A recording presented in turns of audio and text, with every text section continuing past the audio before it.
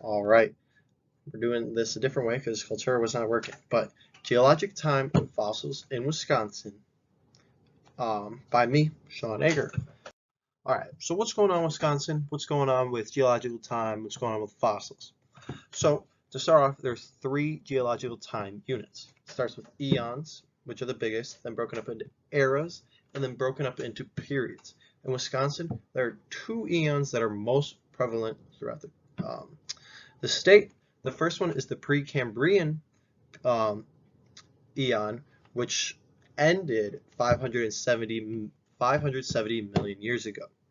And then you move into the Franzranic eon, which ended 245 million years ago. And those two are the most common.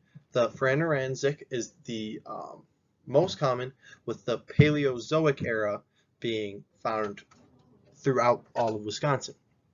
Now, in each of these, in each layer of sediment, which you can find fossils, and these fossils form in sedimentary rocks as the sedimentary rocks are eroded, weathered, carried, transported all over. They're constantly moved over these organisms, and they're compressed together, ultimately forming fossils.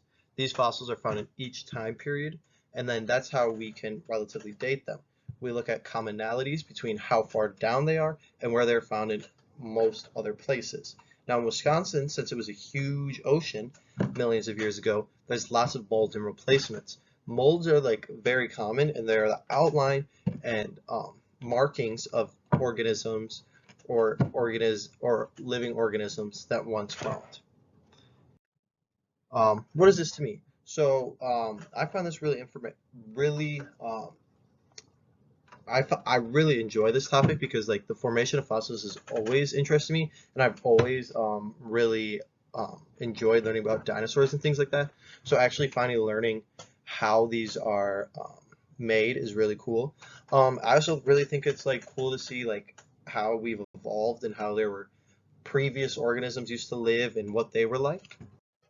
What's new to me? So I kind of just mentioned it before, but the layers of sediment, I've never really knew how the different layers of sediment separated each time period, and then that's how we were able to like pinpoint when dinosaurs or certain organisms used to live around the planet or live around the world. And it's really cool to learn that there's a ton that are located here in Wisconsin, especially marine life that you wouldn't expect, which there's no oceans anywhere.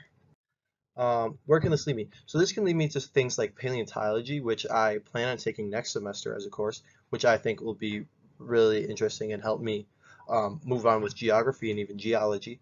But and then I also really like it because I've always been into reptiles my whole life. I have a bunch of reptiles at home, and learning about reptiles that used to roam the world and how they lived is really cool. And then also this course has taught me a lot about geography, sort of, and how certain events or land masses affect the way people live and how they build their structures.